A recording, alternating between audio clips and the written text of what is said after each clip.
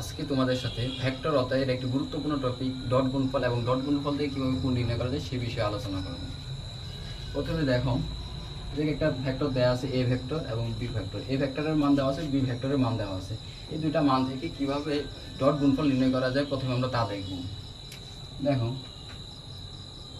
এ vector dot B vector, এই দুইটার যে মান দেওয়া আছে প্রথমে আমরা ওই মানগুলো লিখব।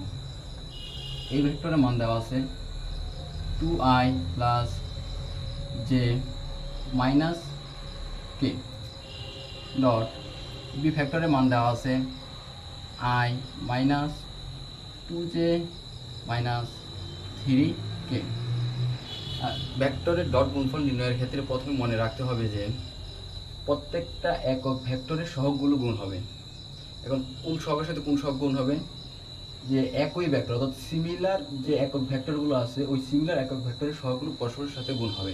এই জায়গায় দেখো আই ভেক্টরের 2 এবং আই ভেক্টরের 1 এই দুটো পরস্পরের গুণ হবে। যে ভেক্টরের সহগ এবং এই যে ভেক্টরের সহগ, এই কে ভেক্টরের সহগ, এই কে ভেক্টরের সহগ, অর্থাৎ প্রত্যেকটা সিমিলার ভেক্টরের যে সহগগুলো আছে ওইগুলো পরস্পর গুণ হবে। এই জায়গায় প্রথমে দেখো আই ভেক্টরের সহগ আছে 2, এই আই ভেক্টরের সহগ হচ্ছে 1, 2 ইন্টু 1 প্লাস, তারপর হচ্ছে যে ভেক্টরের সহগ হচ্ছে 1, এই যে ভেক্টরের সহগ হচ্ছে -2 প্লাস এই কে ভেক্টরের সহগ হচ্ছে -1 ইন্টু এই কে ভেক্টরের সহগ হচ্ছে -3।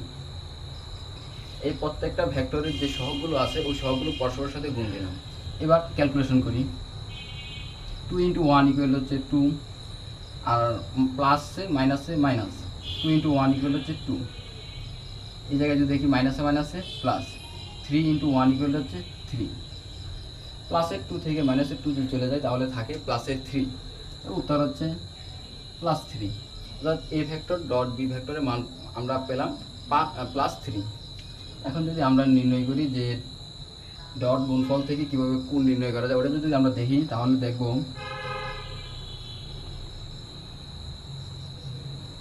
এ vector dot B vector equal হচ্ছে এ ভেক্টরের মান ইন্টু বি ভেক্টরের মান cos থিটা।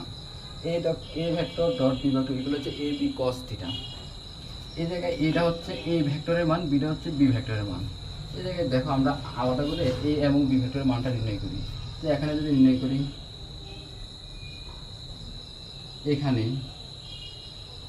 এ ভেক্টরের মান কীভাবে নির্ণয় করবো? এ ভেক্টরের মান হবে এ ভেক্টরের যে একক ভেক্টরগুলো আছে ওই ভেক্টরগুলো সহগের বর্গ করে পরস্পর যোগ করে যে রুট ওভার অর্থাৎ বর্গমূল করলে যে মানটা পাওয়া যাবে ওটা হচ্ছে এ ভেক্টরের মান। আমরা যদি করি এ ভেক্টরের মান, সুতরাং এর সহগ কী কী আছে? 2 স্কোয়ার প্লাস 1, যে সহগ আছে 1 প্লাস -1, কে সহগ হচ্ছে -1। যদি এটা নির্ণয় করি, 2 কে স্কোয়ার করলে হয় 4 প্লাস 1 কে স্কোয়ার করলে 1, -1 কে স্কোয়ার করলে +1, তাহলে হচ্ছে √6। এখন দেখো বি ভেক্টরেরটা যদি নির্ণয় করি, বি ভেক্টরের মান সেম আগেরটার মতো হবে, যে সহগগুলো আছে সহগগুলোর বর্গ যোগ ফলকে √ওভার করলে আগেরটার মতো বি ভেক্টরের মান পাওয়া যাবে। আই সহগ হচ্ছে তো 1 প্লাস জে সহগ হচ্ছে -2 প্লাস কে সহগ হচ্ছে তো -3। 1 কে স্কোয়ার করলে হয় 1, -2 কে স্কোয়ার করলে হয় +4, -3 কে স্কোয়ার করলে হয় +9।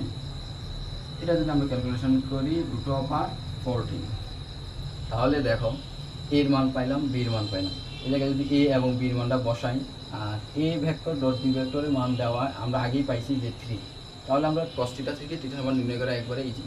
তাহলে দেখো আমরা এখন মানগুলো বসাবো। A vector dot B vector মান কত পাইছি? 3। আর এ ভেক্টরের মান পাইছি √6 অ্যান্ড বি ভেক্টরের মান পাইছি কত? √14 ইকুয়াল হচ্ছে cos থিটা, বা cos থিটা যদি আমরা যে কোনো এক পাশে নিই, cos থিটা ইকুয়াল টু কসের এক পাশে রেখে যদি আমরা ক্যালকুলেশন করি তাহলে এই জায়গায় একটা গুণ আছে, এই জায়গায় গিয়ে ভাগ হবে 3 ভাগ √6 √14 বা